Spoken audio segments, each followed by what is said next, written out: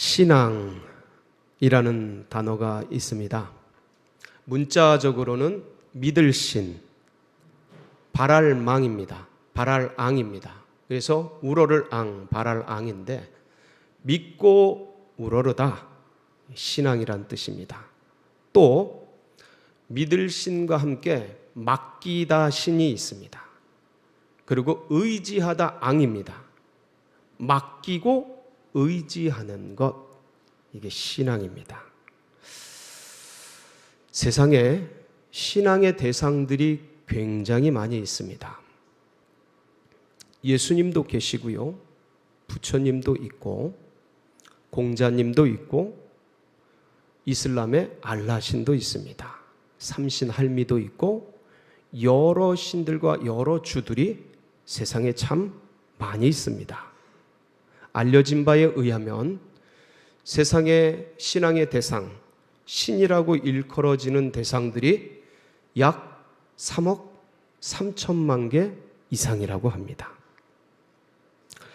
이 많은 신들, 이 많은 주들, 그런데 사람들이 신앙을 가지고 있기는 한데 그들이 진짜 믿고 있는 것과 겉으로 신앙하고 있는 것이 다를 경우가 굉장히 많다고 합니다. 어느 스님이 산길을 가다가 낭떠러지에 잘못해가지고 헛디뎌가지고 떨어질 뻔했습니다. 아이고 하나님, 죽을 뻔했습니다. 승복을 입고 머리를 밀고 목탁을 가지고 염주를 붙들고 있지만, 불교에 귀하고 있지만 그 속에 뭐가 있는 거예요? 하나님. 다를 경우가 있는 것입니다. 여러분은 어떻습니까? 우리들은 어떻습니까? 내가 마지막에 붙드는 것, 내가 최후에 의지하는 것, 그것이 주 예수 그리스도가 되시기를 축복합니다. 여러분, 근데 신앙의 본심이 평소에는 잘 드러나지 않습니다. 언제 드러납니까? 위기 때. 아까 그 낭떠러지에 떨어지려고 그랬다. 그러니까 내 속에 있는 본심이 드러나는 것은 어떤 최후의 순간. 달리 말하면 신앙이란 결국 마지막에 붙잡는 게 뭐냐?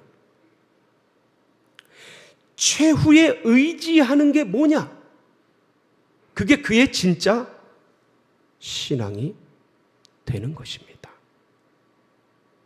오늘 우리는 이 말씀을 통해서, 본문 말씀을 통해서 이스라엘이 최후에 붙잡은 것이 무엇인가를 보게 될 겁니다. 그들은 평소에 누구를 불렀고, 그리고 그들이 위기에 처하자 어디를 의지하는지를 말씀을 통해서 우리가 상고하게 될 것입니다.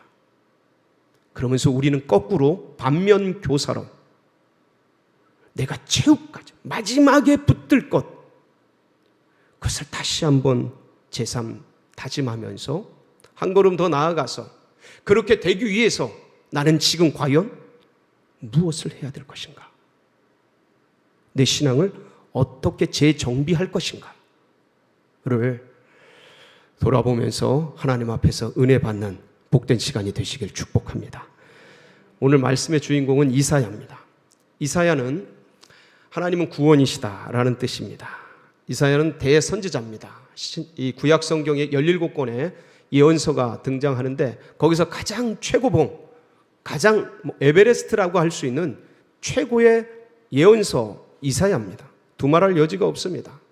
이 이사야는 BC 739년에 우시야 왕이 죽던 해였죠. 이때 하나님의 부르심을 받습니다. 선지자로 소명을 받게 됩니다. 내가 누구를 보내며 누가 나를 위하여 갈꼬 하는 하나님의 안타까운 그 심정을 느낀 이사야가 주님 제가 여기 있습니다. 나를 보내소서 하면서 예언자의 길, 선지자의 길을 걷게 됩니다. 그런데 이 당시 이사야가 선지자로 귀하여서 예언 활동을 하던 당시 이 이스라엘을 중심으로 하는 고대 중근동의 국제적인 역학관계가 격변하고 있었습니다. 전통의 강호였던 애굽은 뭔가 침체기에 들어가고 뭔가 약해져 있었습니다. 그런 반면에 저 북쪽에서 티그리스와 유프라데스 강변에 있었던 니느웨를 수도로 하고 있었던 아수르, 세계사에서는 아시리아로 알려진 그 나라가 뭔가 잠자던 곳에서 깨어나면서 서서히 신흥 강호로 일어나고 있었습니다. 마치 요즘의 우리 세계사와 국제관계가 비슷합니다. 2차 대전 이후에 최강대국으로 미국이 등장을 하지 않았습니까? 그런데 재정 적자와 무역 적자의 이 쌍둥이 적자로 인해서 얼마 전부터 이 미국이 굉장히 그 성장의 한계를 느끼고 침체에 빠졌습니다. 그러는 사이에 동양의 강자 누굽니까? 중국이 제가 알기로 기억하기로 2001년에 WTO에 가입을 했습니다. 세계무역기구죠. 여기에 가입을 해서 연평균 지난 20년간 10% 이상, 많을 때는 14%, 적게는 7%, 평균 10% 이상을 GDP가 매년 성장했습니다. 이거는 진짜 엄청난 일입니다. 한 국가의 GDP가 매년 10%씩 성장한다는 것은 아마 인류사에 잘 없을 겁니다. 저희 나라도 그렇게 성장을 못했는데 중국이 그렇게 20년 동안 성장을 해왔습니다. 근데 이게 무서운 게 복리로 성장하는 겁니다. 제곱 숭수로 성장하는 겁니다. 그러니까 엄청난 파워풀한 힘과 능력을 갖게 된 거예요. 이 동양의 새로운 신흥 강자로 떠오르면서 미중 관계에 각축전이 벌어지게 됐습니다. 마치 아수르가 일어나서 그 중동의 패자로 등극하려고 각축전을 벌이던 때와 너무나 유사한 것입니다. 이처럼 아수르가 중동의 새로운 패자로 등극을 하여서 그동안 감추고 있던 발톱과 이를 드러내면서 주변에 있는 국가들을 점령해 가기 시작했습니다. 그 티그리스와 유프라데스 비옥한 초승달 지역을 바벨론을 빼놓고 다 점령을 하고 그러고 나서 보니까 밑쪽 남쪽에 시리아와 북이스라엘과 남유다 저 밑에 애굽이 있는 겁니다. 그러니까 그 아수르 밑에 있었던 시리아는 이 나라가 자신들의 나라를 침범할까 봐 점령할까 봐 두렵고 떨렸습니다. 그래서 북이스라엘과 남유다의 동맹을 제의합니다. 야, 우리 작은 나라들끼리 힘을 합해서 저 떠오르는 아수르를 우리 대적하자. 힘을 합하자. 그래서 동맹을 요청을 했는데 북이스라엘의 베가왕은 이 수리아 동맹에 참여를 했습니다. 그런데 남유다의 아하스 왕은 참여를 하지 않았어요. 오히려 시리아보다는 힘이 센 떠오르는 아수르와 동맹을 맺는 게 좋겠다고 생각을 해서 친아수르 정책을 펼치게 됩니다. 그러니까 시리아와 북이스라엘이 열받아가지고 화가 나가지고 이 두 나라가 오히려 남유다를 침공했습니다. 그때의 역학 지도가 한번 지도를 통해 보시면 다음과 같습니다. 저 위쪽에 아수르가 아시리아죠. 저 비옥한 초승달 지역을 밑에 서남쪽에 바벨론을 빼놓고 거의 다 점령을 하고 그 밑에 있었던 시리아, 수리아라고도 합니다. 아람이죠. 저 나라를 이제 그 밑에 있는 북이스라엘과 남유다, 저그리고 맨 밑에 있는 애국까지 노리는 그런 상황 속에서 위기를 느낀 수리아가 베가왕과 함께 남유다를 이제 침공을 하게 된 겁니다. 그런데 그냥 당할 나라가 세상에 어디 있습니까? 그러니까 이 남유다의 아하스 왕이 누구에게 도움을 요청했냐면 아수르에게 도움을 요청한 겁니다. 절대는 해서 안 될 짓을 한 거예요. 아수르는 그때 물론 이 중동의 패자로 떠올랐지만 강대국이라고 해서 약소국을 맘대로 침범하면 세계 열강들이 합력해서 막 싸우기 때문에 함부로 하지를 못합니다. 그래서 이 아수르는 호시탐탐 저 남쪽 나라들을 어떻게 점령할까, 어떻게 식민지로 삼을까 기회를 엿보면서 명분을 찾고 있었는데 남유다가 그 명분을 딱 줘버린 겁니다. 우리나라 도와달라고, 참전해달라고 요청을 한 겁니다. 그래서 신이 나가지고 내려와서 시리아를 점령하고 북이스라엘을 점령했습니다. 이게 BC 722년 북이스라엘의 멸망 사건입니다. 놀라운 것은 그때 이 아수르는 이참에 어디도 점령해버리자, 남유다도 점령해버리자, 그리고 밀고 내려왔습니다. 이러시면 어떡합니까? 우리가 도움을 청했는데 우리마저 점령하면 어떡합니까? 여러분, 국제관계 속에서는 이런 거 없습니다. 힘의 논리뿐입니다. 힘이 없으니까 짓밟히는 겁니다. 그러니까 마지막에 성전에 있는 금, 궁전에 있는 금 다 긁어가지고 싹싹 긁어서 아수르에게 바치면서 제발 살려달라고. 그래서 가까스로 유다는 수도가 멸망하지 않고 살아남게 됩니다. 그리고 회군을 하죠. 남유다는 치명상을 입을 뿐만 아니라 엄청난 큰 배신감을 느끼게 됩니다.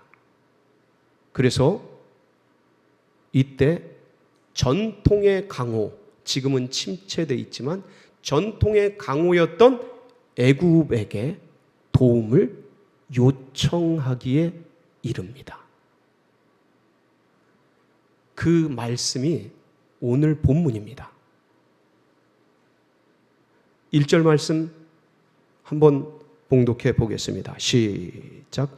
여호와께서 이르시되 패역한 자식들은 화 있을진저 그들이 계교를 베푸니 나로 말미암지 아니하며 맹약을 맺으나 나의 영으로 말미암지 아니하고 죄에 죄를 더하도다. 맹약을 맺고 계교를 베풀려고 남유다 이스라엘이라고 하겠습니다. 이 이스라엘이 애굽으로 쪼르륵 달려 내려가고 있는 모습입니다. 그러니까 하나님께서 이사야를 통해서 뭐라고 말씀하십니까? 2절이죠. 2절 같이 봉독합니다. 시작. 그들이 바로의 세력 안으로 스스로 강하려 하며 애굽의 그늘에 피하려 하여 애굽으로 내려갔으되 나의 입에 묻지 아니하였다. 평소에 그렇게 제사드리고 평소에 그렇게 예배드리고 평소에 그렇게 피의 제사를 드리면서 번제를 드리고 화목제물을 드렸던 이스라엘 백성들, 그런데 나라가 위기에 처하자, 힘든 일에 처하자, 전쟁이 처하자 하나님께 묻지 않고 하나님을 찾지 않고 지금 어디로 가고 있다고요? 애굽으로 쪼로록 내려가고 있는 겁니다. 나에게 묻지 않고 나를 찾지 않고 나를 의지하지 않고 너희들 애굽으로 내려가는구나. 그래서 니네들 어떻게 될 것이다? 그게 3절이죠. 3절 시작.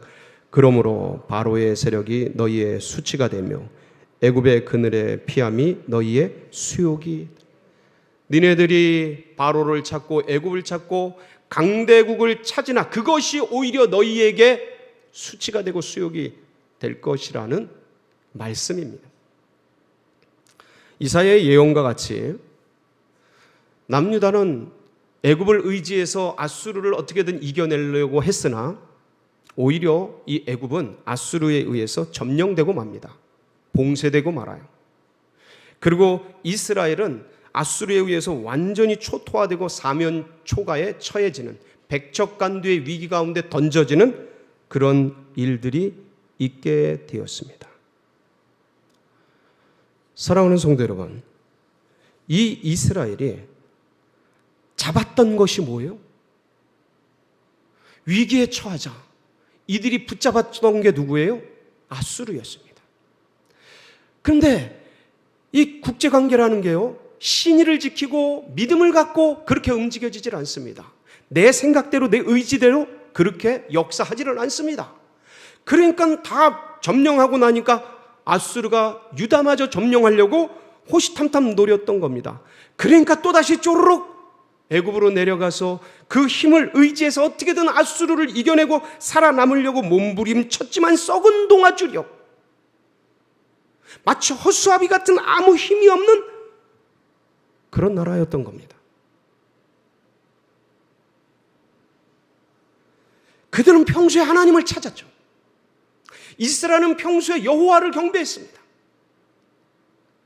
남유다는 열심히 하나님께 제사를 올리고 수많은 제물들을 올리면서 주님을 찬양했습니다. 그런데 결정적인 순간, 위기의 순간 그들은 하나님께 묻지 않았습니다. 아수르를 의지했습니다. 애굽을 붙들었습니다. 그런데 끈떨어진 연이죠. 썩은 동아줄이죠. 다 무너지고 깨지고 사라지고 엎어지고 오히려 아수르에 의해서 점령되고 백척간두의 위기 가운데 던져지는 그런 불상사를, 결과적인 참패를 경험하게 되었던 것입니다.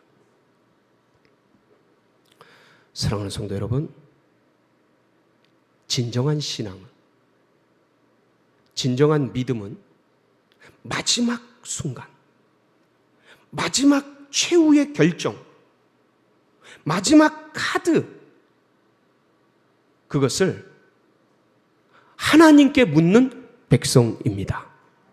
그분께 묻고 듣고 순종하는 사람들인 것입니다. 그러니까 이성적으로 상식적으로 주위 상황 환경 거기에 있는 모든 자료와 정보들을 취합해서 그 여건을 다 파악하지만, 그런데 그 상황 따라 움직이지 않고 그 정보 따라 움직이지 않고 그 결과 따라 내가 어떤 의사를 결정하는 것이 아니라 이 모든 걸 다 취합하고 알고 여건을 파악하지만 이 상황과 환경도 내려놓고 최후의 결정을 누구에게 맡기는 것입니까?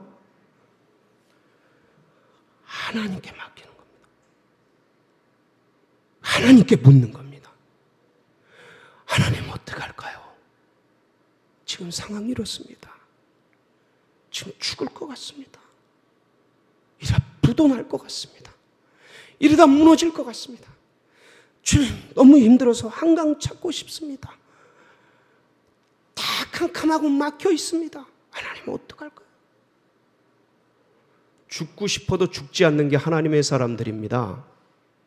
망하고 싶어도 망해지지 않는 게 하나님의 사람들입니다. 왜냐하면 자기 감정대로 자기 상황과 환경 따라 결정하는 사람들이 아니기 때문입니다. 누구에게 묻습니까? 하나님께 묻는 것입니다. 주님 어떡할까요? 상황 환경이 이런데 주님 어찌해야 할까요? 코로나19로 죽겠는데 주님 저 어떡할까요?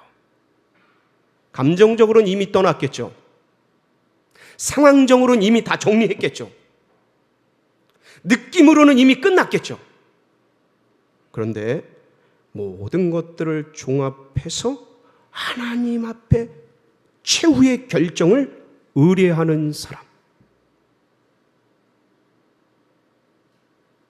여러분 혹시 우리는 어려울 때 힘들 때 아수르를 찾지는 않는가? 괴롭고 고난에 처할 때 애굽을 찾지는 않는가?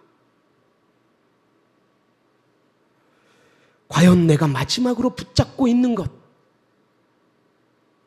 비장의 카드로 최후까지 들고 있는 것, 그게 뭡니까? 많은 사람들은 병거를 의지합니다. 수많은 사람들은 말을 의지합니다. 어떤 사람은 병거, 어떤 사람은 말을 의지하나 나는 여호와 우리 하나님을 자랑하리로다. 어떤 사람은 돈을 의지하고, 어떤 사람은 은행을 의지하고, 어떤 사람은 인맥을 의지하고, 사람을 찾고 건강을 의지하나 나는 여호와 하나님을 붙들리로다. 여러분, 이게 믿음의 백성들입니다. 이게 리얼 크리스찬인 거예요. 그런데 이게 쉽게 되지를 않습니다. 이게 위기 때, 고난 때, 힘든 그때 이게 그렇게 쉽게 나오질 않습니다. 아수르를 찾기 쉽죠. 애굽을 찾기 쉽죠. 눈에 보이는 병거를 찾아 뛰어가기 쉽죠. 보이지 않는, 눈에 잡히지 않는 그 하나님, 그분께 묻고 듣고 순종한다라는 게 그게 만만치 않습니다. 쉽지 않습니다. 어떻게 해야 됩니까?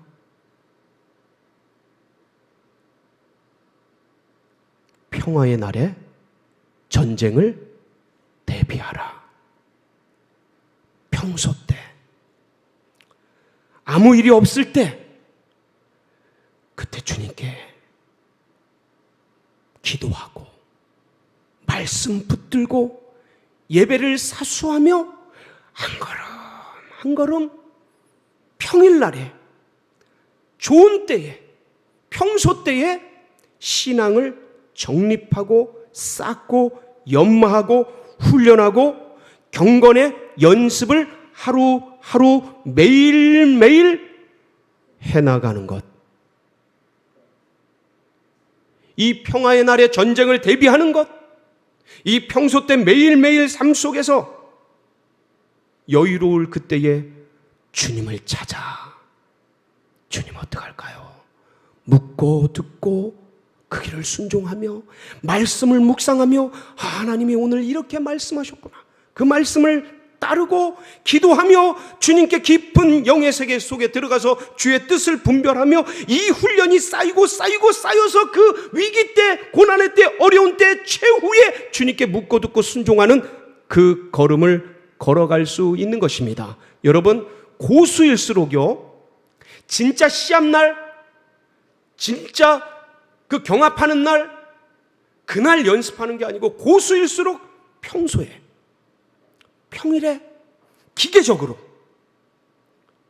아주 무슨 매뉴얼처럼 일어나서, 피아니스트, 고수의 피아니스트는 그 잘 치는 피아노를 몇 시간씩 연습하고, 진짜 프로 농구 선수는 하루에 몇백 개씩, 몇천 개씩 야투를 던지고, 그 잘 차는 호날두 같은 선수들, 그렇게 공을 몇십 년간 잘 차온 세계 최고의 선수인데 평일날 계속 연마하고 연습하고 훈련하고,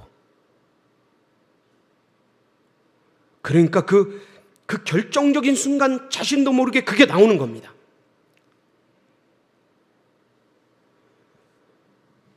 그러니까 우리는 이 코로나19라는 전대미문의 사건, 이 삶이라는 죽음이 다가오는 이 어려움, 고난이 계속해서 물밀듯이 밀려오는 이때에 매일매일의 삶 속에서 주님을 붙들고 말씀을 붙들고 기도의 손을 모으고 중보의 자리에 들어가서 간절히 주님을 찾고 주님을 의뢰하는 이 평소의 경건의 훈련, 영성의 훈련, 이것이 켜켜이 쌓이고 그날, 그때, 거기서 마지막 위기 속에서 주님께 묻고 듣고 순종하며 나아갈 수 있게 되는 것입니다. 여러분, 이 사실을 가슴에 새기고 지금 이 좋은 날, 코로나라서 어디 갈 데가 없어요. 갈 수도 없고 올 수도 없어요. 가족들이 모이기 좋고 시간들의 여유가 있어요. 이때 말씀을 붙들고 씨름하고 고요한 기도의 자리에 나가서 주님과 대화하고 아무리 어렵더라도 예배를 사수하며 이때 전쟁의 날, 최후의 그날을 예비하며 신앙을 단단히 붙잡고 그렇게 나아가는 우리 성도님들이 되시기를 주의 이름으로 축원합니다. 같이 기도하시겠습니다.